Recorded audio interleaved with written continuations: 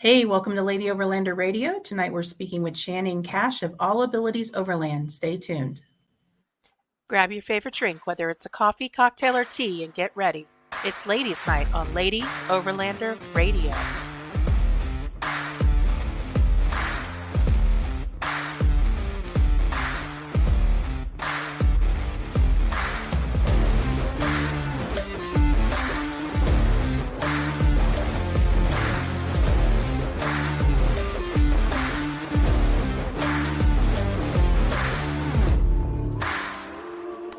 The Lady Overlander Radio podcast is sponsored by Frontrunner Outfitters, Midland Radio, Go Treads, Sport Keg, CB Adventure Supply, Adventure Trail Outfitters, Overland Spices, and the More Expo.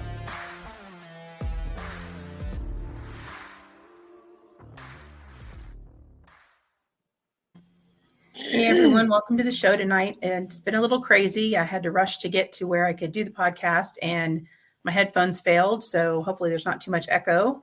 And then Channing, we had to get on the same page and she had to get parked and get set up so that we could go live. Sorry, we're a few minutes late, but welcome everybody who's watching. Welcome, Channing. How are you tonight? I'm good. It's like I said, like what we talk about, just getting ready when you do podcasts, because you're like, where do I park when you're on the road, you know? Yeah, really. Yeah. Yeah, we were going to camp tonight and then it started hailing. So we were like, it's going to be kind of hard to hear. So we'll just go ahead and get a hotel for the night. Yeah. Okay. So you guys are on the road too then? Yeah, we're in Colorado currently. Okay. But yeah, that's just how it is. You kind of just randomly just go with it, you know? Yeah. So when you ask me if I have any question, I think when I do shows, I just whatever comes to my mind. I mean, just go with the flow. Yeah. That's what we do here. Yep. I don't practice anything. I just go with it. Awesome. So why don't you go ahead and give the audience a little bit of a background on yourself, just a basic kind of overview of you up till this point. Okay. Wow. I have such a journey, right? So I'm originally from Laos. If you don't know what that is, that's next door to Thailand and Vietnam. So it's a small communist country, very undeveloped, and they just use animals to farm out there. And I was about 3 years old, and one of the bull got out and went full force at me, and I ended up in a wheelchair with a spinal cord injury. So I broke my back and I shattered my hip. But again, I was only 3 years old, and over there, it's like you can't just leave the country when you want to. That's just how it goes. And since they didn't really have any medical help or whatsoever, my dad decided that it was best that we escape to America and trying to get medical help for me. So that's just a little bit of my background. And then when I came to the U.S., because it took a few years to get to the U.S., so by the time I came out here, I was almost 6 years old and starting kindergarten. And it was really hard because I wasn't just dealing with the fact I was never going to walk for the rest of my life, but I was dealing with a new culture, a new world. I went to an elementary school where where I didn't know how to speak English. I didn't know how to eat like lunch food, like if you eat it with your hands or you eat it with silver. I didn't know any of that. I was kind of just like a mute kid that went to school every day and didn't really know how to socialize or communicate with anybody. So that's a little bit about my childhood.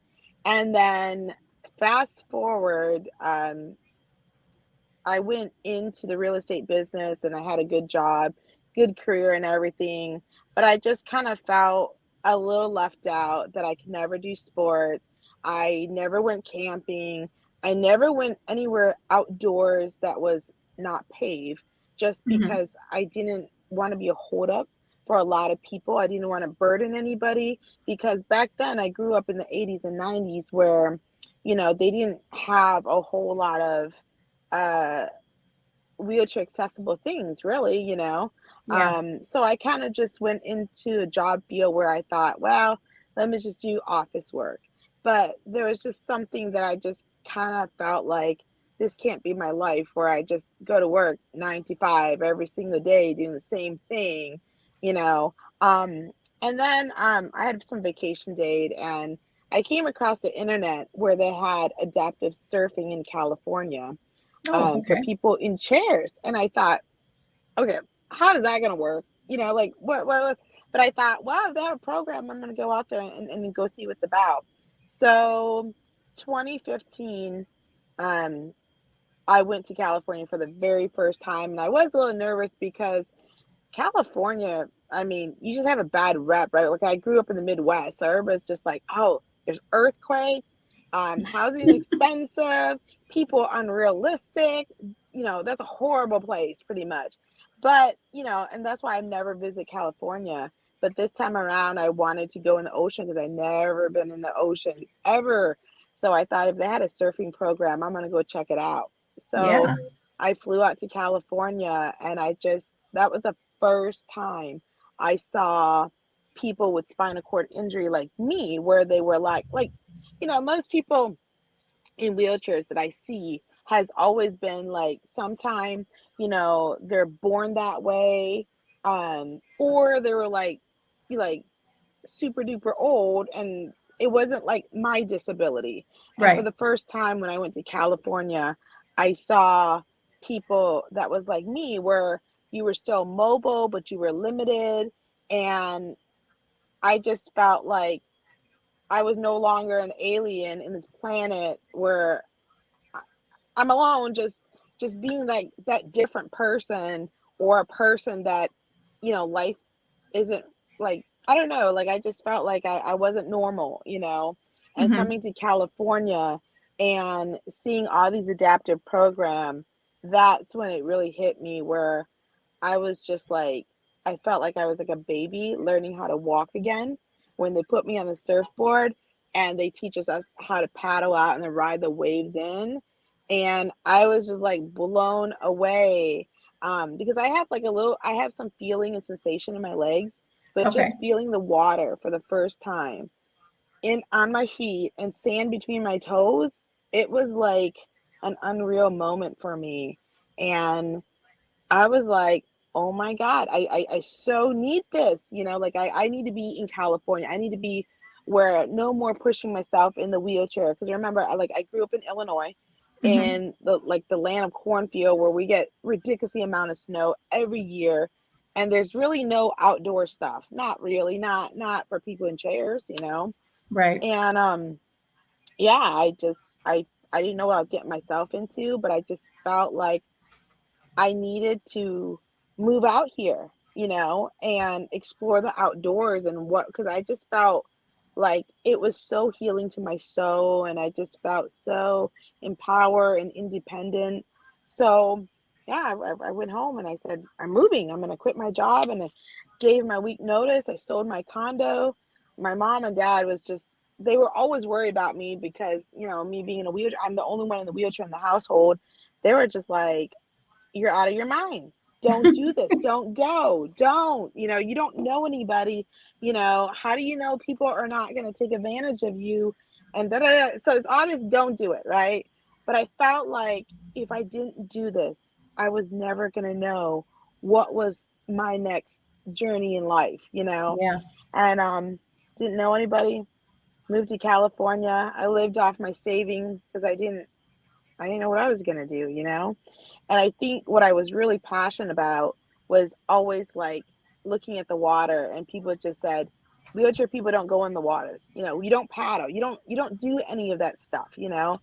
And I think at the time I wanted to learn how to paddle because I went to go and rented a paddle board, Hmm. and they automatically saw that I was in a wheelchair, and they said, well, you got to have somebody with you because there's a liability issue. And I Okay. just felt so discriminated, like so much, that I think that's where it led me to try out for the Paralympic team of Team USA. And that's what I did. And I took some paddling lessons. And of course, these were Olympic grade sprint kayak that was like you sneeze, you fall in. I mean, that's how sensitive they were. Mm-hmm. And I just kept on falling in over and over and over. And I was just like, man, I'm just not cut out for this, you know? So I went to join this club in San Diego and pretty much spent a year and a half trained just to audition for the Paralympic team of part of Team USA. So the first year I didn't make it, but the second year I did make it. And then I spent 3 seasons there and travel around the world in competitions and all kinds of stuff. And as I was traveling, a lot of times when you're in a wheelchair, we have to have modified seats, certain paddles. You know, we couldn't just show up at the competition and rent the boat like a walking person could, you know. So we would always have to carry our gear. And when so I bought myself a truck, which is my Tacoma now, Mm-hmm. and I had no idea that it was gonna, you know, take me to my adventurous life I live now. And so instead of flying, because flying is hard because I need my adaptive seat, I need my paddle, I need my life vest and all these other equipment that I need. So I just threw everything in my truck. I even hauled my boat that was 23 feet on top of my truck. And I just went and I slept in the back of my seat at first because I didn't know how, you know, whole overlanding works, how camping works. I didn't know any of that. I was just going from one city to another training to another competition, and just kind of kept going. And that kind of led me to detour of national parks and all these other stuff that I was just blown away how much we had in the world. And I've never seen that. I've Yeah. never seen that. And there's so much to see. So anyhow, that's how I kind of got into my overlanding adventures. I know that was a long story, but just No, give it's you a little great. background. Yeah. So that's what happened. So I do want to go back to a couple of things you mentioned. So do you have any memory of the bull attack or the injury? I do. I do. It's funny because I remember like what muscles it takes to walk and how it feels, you know? Mm-hmm. And I just remember I was crouching on my knees playing with the kids in the village. And I just remember like people screaming and I really didn't know what was going on, but it came like full force behind me and I was literally just like tossed up in the air like a rag doll. And I just remember it coming back and it stomped on my hip, and that's how I shattered my hip Mm. on the left side. So that's what I remember about it. So Wow. That's that's unbelievable. I mean, I that's know. It's funny because sometimes when I tell people a short version that was attacked by a bull, they always say to me, like, hey, were you in Spain running with the bulls? And I was like, no, no. no. Yeah. So, Wow. but And so you started elementary school in Illinois when you yes. hmm I started in kindergarten. Yes. and didn't know anybody, didn't speak the language. No, and to be quite honest with you, I've never seen like different race. Like I've never seen anybody with blonde hair and blue eyes or brown hair. I've only seen Asian people and as a child I used to kind of get lost in my thought and think, what caused that person to have blonde hair? Because I didn't know how to speak English, so I would just sit there and just be like in a daze of why is there like different color skin and things like that. So, but Yeah, it had to be very, very unnerving and kind of probably a little bit scary coming to a new country and not speaking the language, and then also, being in a wheelchair and your whole yeah. family. I mean, it must have been pretty unnerving for your entire family to up and move like that. Yeah. But it was I don't know, but I made it and I'm speaking English now, you know, so eventually you get it. Oh yeah. So, how was it growing up in Illinois? Were people genuinely, kind to you, or did you get bullied at all, or how did you? Um I think first of all, I think every kid makes fun of everybody, right?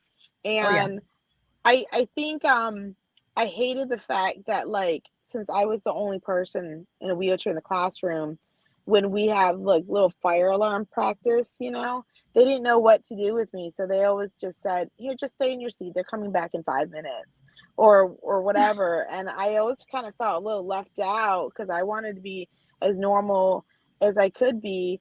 And also coming from a different country, my parent like couldn't afford me new things and things like that. So every time we had like a Christmas break and the kids came back from the holidays, they would get Christmas presents. And I didn't know what Christmas was.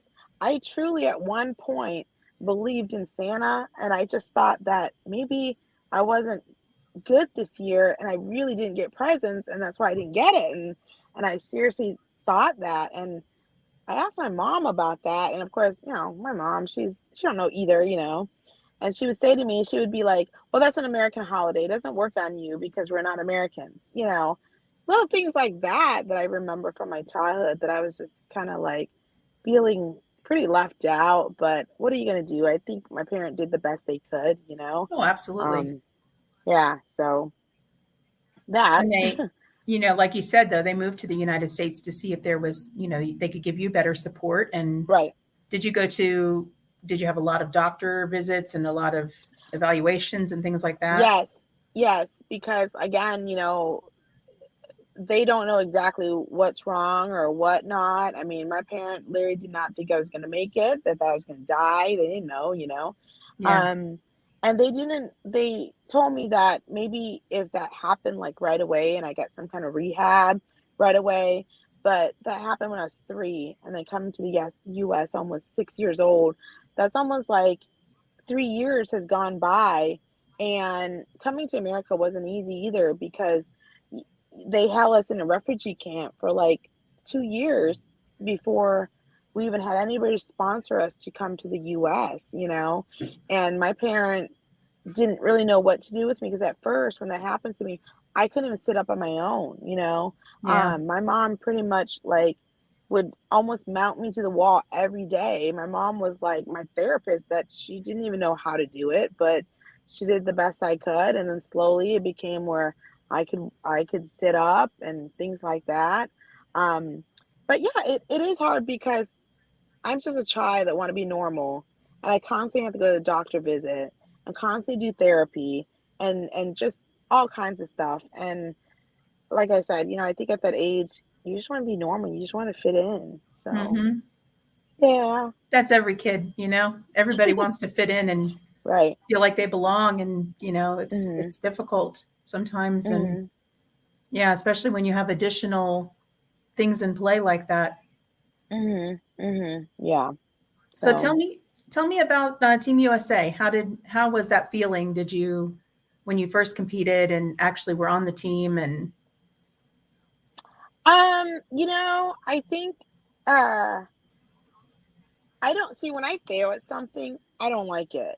So I'm such like what do you call it? Like I just don't give up easily because I just Mhm. feel like I'm gonna tame this boat and I'm not gonna fall off and I'm gonna keep on doing it. And I think I just kept on doing that so much. And even though like um I didn't make it the first season, I was like, I'm gonna come better next year and try out and I'm gonna make it. And but they kept us busy. Like it's funny because every time we go to a different country and we go to international competition, people would say to me, "Oh, you're going to Brazil? Make sure you see this and see that." And it's like, this isn't a tourist like trip, because they literally like pick us up from the airport, take us to the center, and the only thing we really see is like the water. We go to the cafeteria, we go back to sleep, go back on the water train. So I just felt like it was always constant go, go, go, go, go. Yeah. But I just think I found the sport so late in life that I'm racing with like 20-year-old that has been training like since they were like teenagers, and I just felt like I'm getting too old for this. So, and this is when the Olympic was happening in the Paralympic. My mom actually was diagnosed with cancer. And Mm. this was right before Tokyo happened. I don't know who follows the Paralympic or the Olympic, but this was in I don't know, like the last one that was in Tokyo, and I was training for that one. And this is when my mom was diagnosed with cancer, and they told me that she had so many months to live, and I kind of just didn't want to believe it, but at the same time, I had to make a choice, and that is to go home and spend as much time as I, can with her, or do I chase this Paralympic team, Yeah. and keep on going. So I think that was like where I said that, my family's first. So I was flying back and forth, and I had to like resign from the team. And it was a hard decision because I've been training this for how many years, and the goal is to make it to Tokyo. And but at the same time, you only have one mom. Yeah. And so I just went home and spent time with her. And after that, I just realized that I really want to see the world. I really want to see places on my own time with no schedule. I just want to roam freely and see where this journey, would take me. And that's what I did. And that's how I got into like overlanding. And yeah, and it's been beautiful. I could say that because now I can stop where I want, come home whenever I want, stay out whenever I want. I think Team USA was a great experience, but at the same time, they kept us busy and we were on the road a lot. And I didn't have any time to myself at all, To you know. explore and yeah. No, no, you didn't see in that. You're going from one place to another place to another place to another place. So Yeah. I'm sure it was nice, but it also, probably got really, really, really old after a while anyway, oh, and also constantly. I had roommates. I have roommates that are like in their 20s, and I'm like in my late 30s where I'm just like tired. I feel that. I know, yeah, yeah, like they can go out paddling on a practice, and sometimes we have sessions that we go for like, I don't know, hours. It's a long time, and I'm tired, so I'll come back to the hotel room and go to sleep. And I was just like the team mom of the group, and I just felt like, okay, I'm a little out of place. I'm just too old for this. So yeah, I think I made the right decision to just like let me go exploring instead. Let me go on adventures instead, and actually take time for me. And also, it was like it takes a toll on my body too, because you're constantly like paddling your arms. I mean, you definitely gotta have strong arms Hmm. to go. But again, that's just my opinion. I don't know, but for me, that's how I felt. Yeah, I'm sure. And it probably wears out your shoulders and a lot of other things too with constantly using your arms. Oh yeah, yeah, So, yeah. We're like a windmill that just kept on going. We would do long distance, and then we would do short distance, long distance. It was a lot. It was a lot. So so you talked about your Tacoma. Why don't you tell the audience a little bit about your overland build? How do you have everything kind of set up? okay. So again, like when I first bought my truck, I was just looking for something to put my boat on because my boat was 23 feet, and I took it to competition. I took it to training centers. So I had no idea it was gonna be like an overlander vehicle, really. But yeah, so when I first started, I didn't know if I wanted to invest money into all this gear because I wasn't sure if I was going to like camping. I wasn't sure it was even accessible for me. I wasn't sure how far I was going to get or what. So, when I first started, I got one of those cot tents, and I would be a little scared of like sleeping on the floor because I was afraid of animals and stuff. So I Hmm. would throw it in the back of my truck bed, and I would tie it down, and that's what I did at first. And I thought, man, this is pretty neat. Like you like I would just wake up from like these unreal scenery and landscape. And I Yeah. liked it like more and more. And so then I thought, well, let's make it a little bit more comfortable.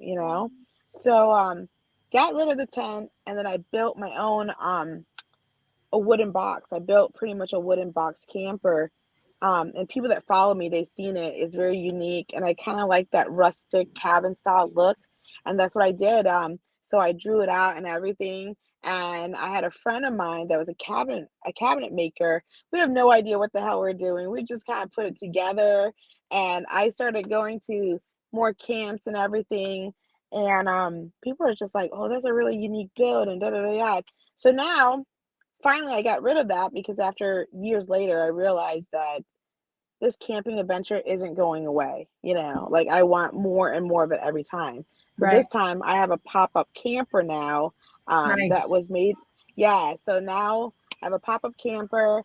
I have one of those I don't like people that follow me have seen my bike that I use. It's like a trike Mm-hmm. because my wheelchair, unless it's hard surface, it's not going anywhere. It's Right. not going anywhere.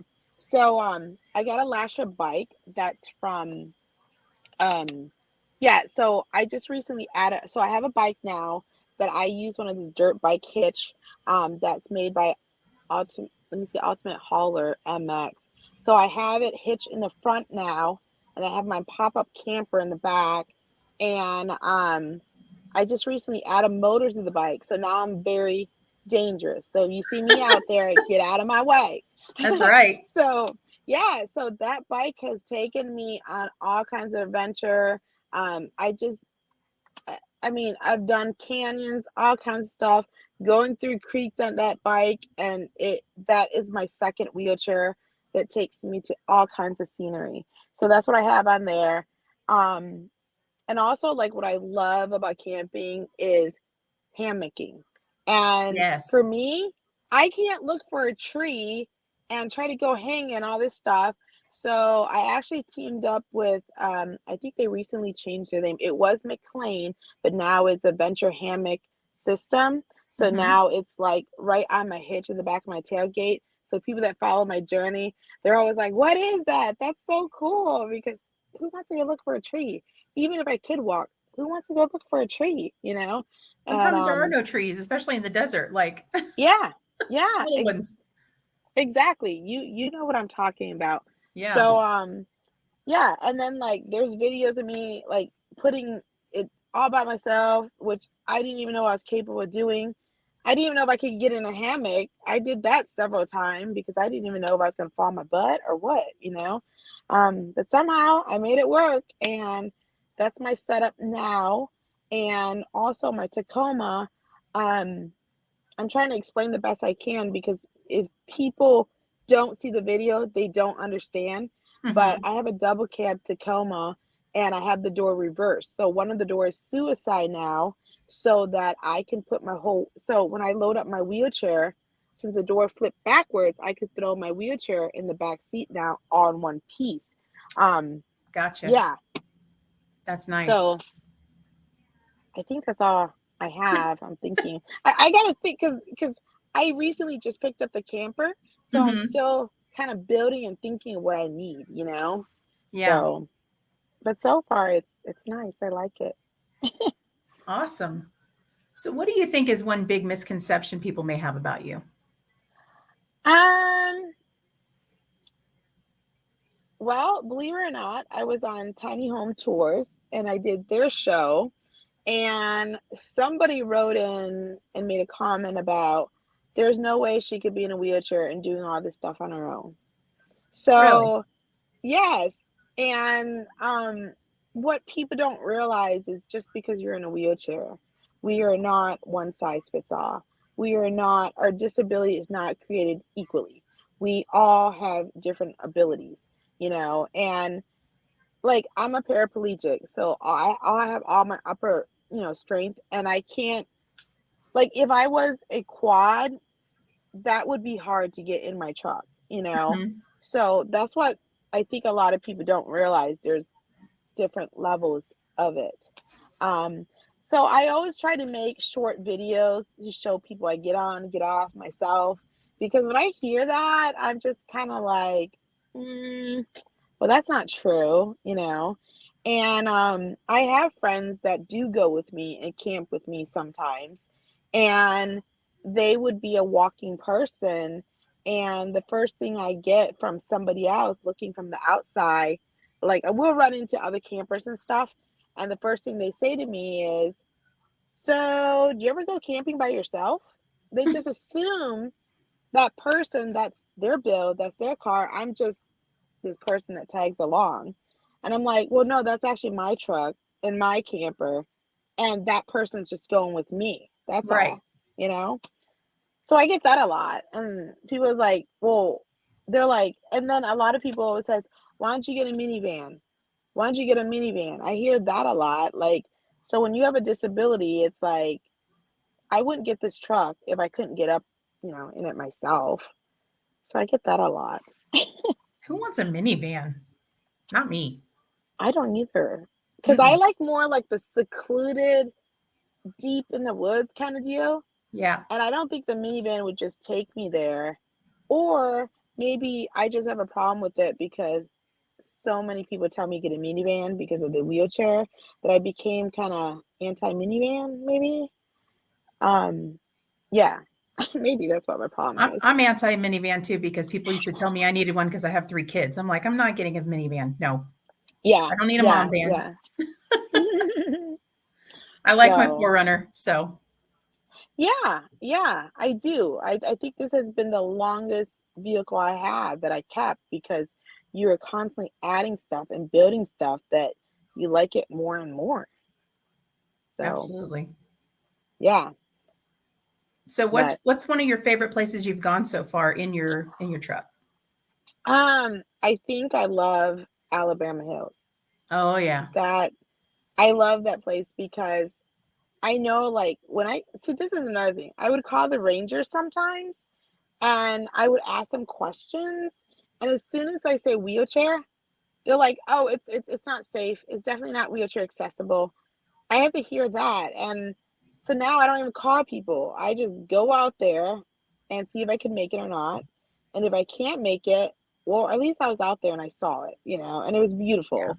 Um, so I think Alabama Hills is one of my favorite places because they have this, I don't know if you've been out there or not, but they have the Mobius Arch. Have you been out there? Yeah, I haven't been to Mobius Arch yet. No. Okay. So it's not wheelchair accessible. That is true. But anybody that likes the outdoor lifestyle, if you're going to go in your wheelchair, it's not going to happen. You got to have plan B or some sort. And since I Right. have my bike and my bike have it's pretty much like a mountain bike, it went up the trails no problem. And there was certain area that I had to get out of my bike and I had to luckily I could still use my knees. So I'm able to crawl up on the rocks and sometimes I might need a little help here and there, but it was nothing major. And that I just felt so accomplished when I did that trail because every time I asked somebody, no, no, no, that's dangerous. It's not going to work for you. And I literally went there and I got on the arch and I sat there for quite some time and I hogged it all up while people was in line waiting to take pictures because I was just like, this is a moment that I got to absorb in because that was my first trail that I did that had to do with climbing up to get Yeah. there. And I did need help. And my friend just literally just spotted me where I could hold her arm. And I made it up there, and I eventually scoot little by little and I had a little butt scoot, but I made it up there. And I think that's why that place is my favorite because that was like the first time that I took on a trail that wasn't like ADA compliance. It was definitely a trail that you needed to climb, you needed to butt scoot, you need to be creative. So Yeah. that's why that place is my favorite. Yeah. And you're like, give me a minute, people. I've earned this. Just hold on. I'm going to Yes, enjoy this view. yes, Yeah. yes. But when I'm on my bike, people think it's like those regular trikes because it's so colorful. It doesn't really look, I guess it doesn't really look healthcare-ish. How's that? Yeah. So they always think like I'm just this person being selfish that's like hogging up all the time on the rock. But I was like, no. And then sometimes people would see me on the trail and they'd be like, you can't have that there. That's the ranger's going to get you. That's an electric bike and that's not allowed because they have no idea I'm in a wheelchair. So, but I get that too. I love how people always have opinions about things and they feel free, like they should share them with you, Yes. And me having a Tacoma, with the pop-up camper. Can you imagine when I pull in the handicap spot? So from 9 to 3, I'm getting harassed all the time about me parking. They'll come up to me and they would be like, "You're parking handicapped. Did you know that?" And I'm like, "Well, my wheelchair's back here." So it's almost like, I guess when you're in a wheelchair, you're not allowed to look normalized at all. You gotta look funky or something. I don't know. I don't know what they want me to look like.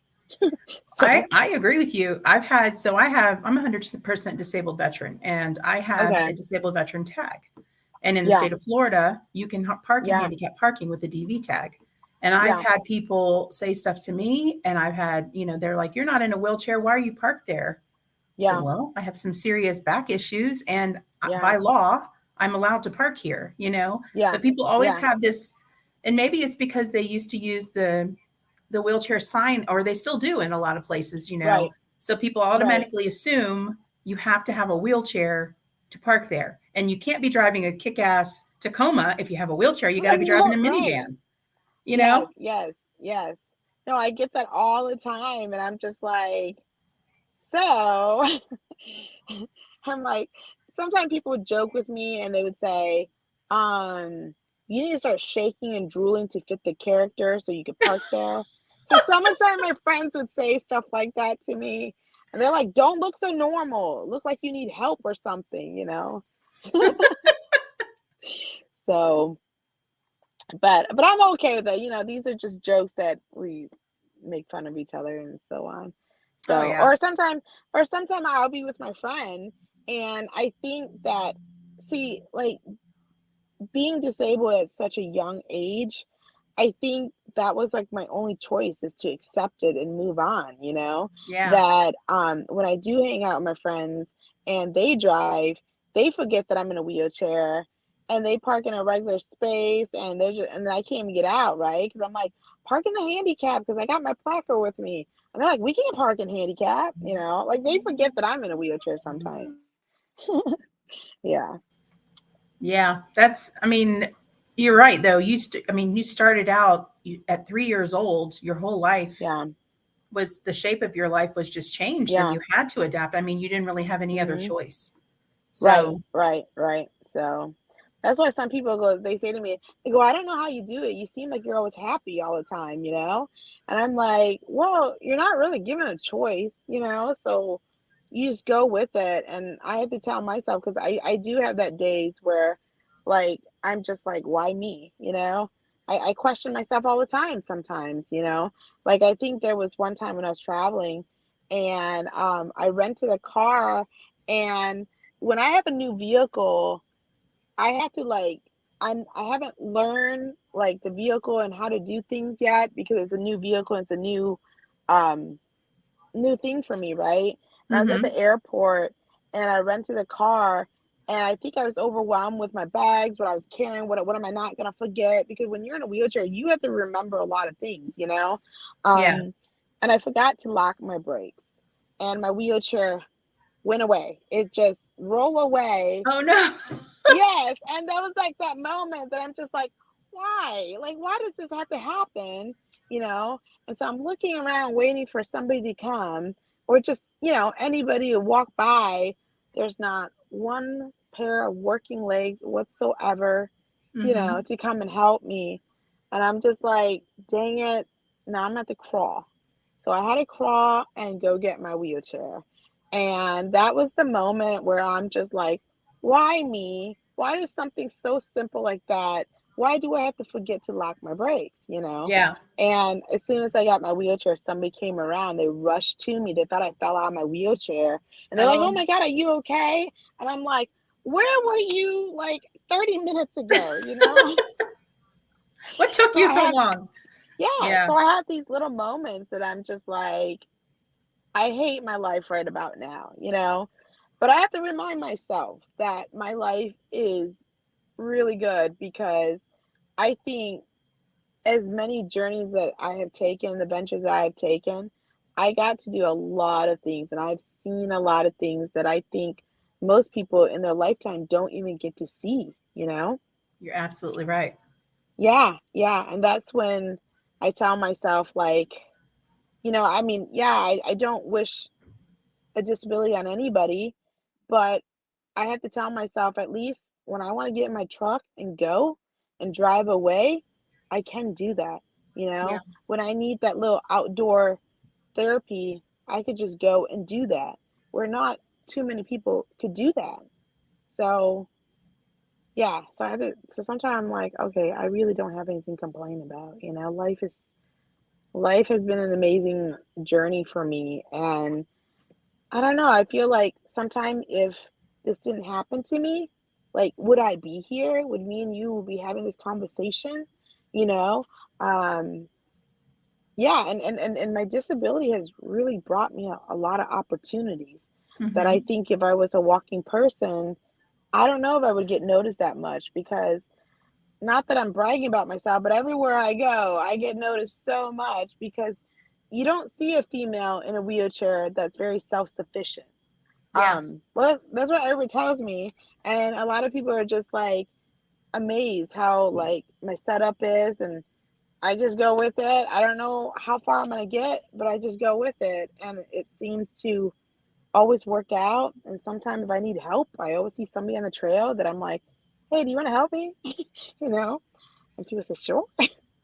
Well, I mean, So it's just like a lot of different aspects of life. If the direction you're going doesn't work out, you just change directions, right? You change course and try something different and go look at a different view. And, you know, sometimes yeah, sometimes you can't always get to the exact place you want to go, but sometimes you end up in a place that's even better.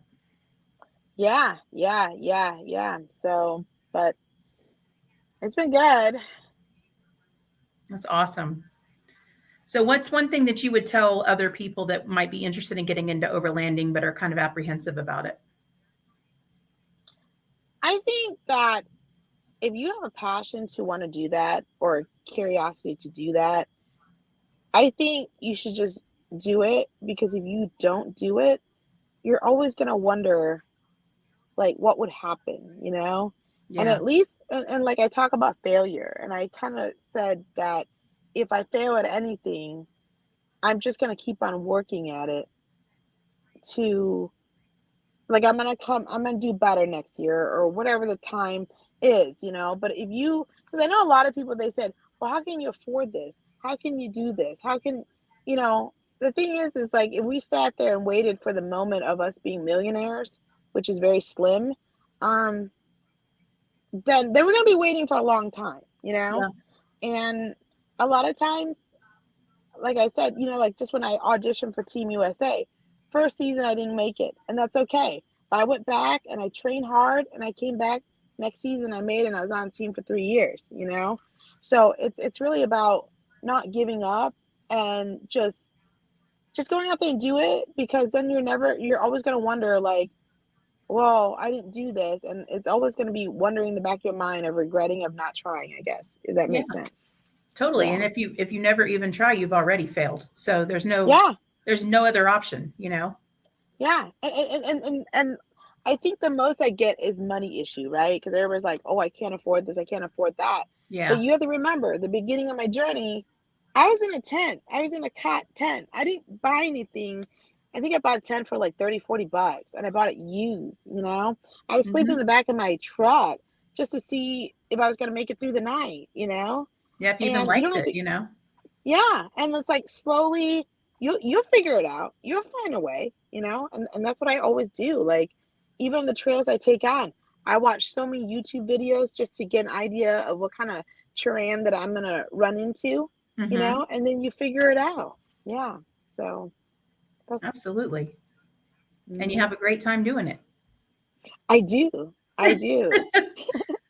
That's I figure it awesome. out. Hmm. So is there anything else that any kind of other wisdom you would impart to anyone as far as safety, like when you're out there alone, safety measures you take or any tips or anything like that? Um, well, for me, I will usually kind of scout the area. And if I see another like overlander or whatever, sometime I might go have a conversation with them and say, hey, I'm gonna be way back here. So if anything goes on in between now and then, that's dangerous, come and get me or something like that. All right. Let me I know. just, yes, yes, Yeah. yes. So I do that. And my rule of thumb is like sometimes I'll go in between cities or something, and I don't park anywhere that looks a little sketchy. Like you have Hmm. to use your, what do you call it, intuition. Yep.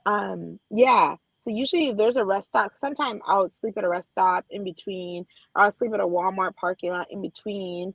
And I always like to park where somebody that is similar to my bill, you Yeah. know? So if I see them having one of those, what do you call it, trasharoo in the back of the tires, or if I Yeah. see a Jeep Gladiator, I'm like, okay, they're kind of like my people. Yeah. So I won't be too far. So it's safe.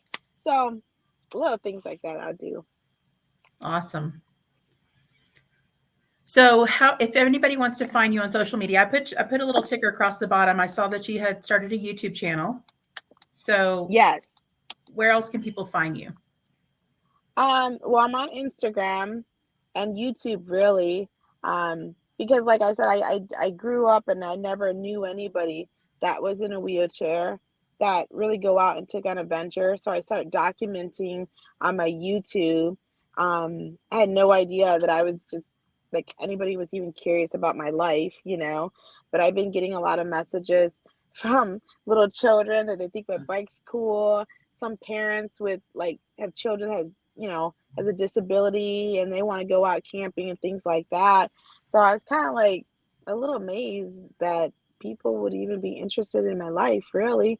Um, but that's what keeps me going on making these small little video. Because like I said, when I grew up, I always want to go camping. I always want to do that, but I didn't know anybody that did that, you know. So that's what keeps me going on making my videos and stuff. And right now my YouTube is down because I'm kind of revamping and changing things a little bit.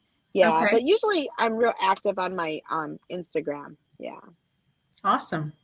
Well, I really appreciate you coming on the show tonight and had a great conversation with you.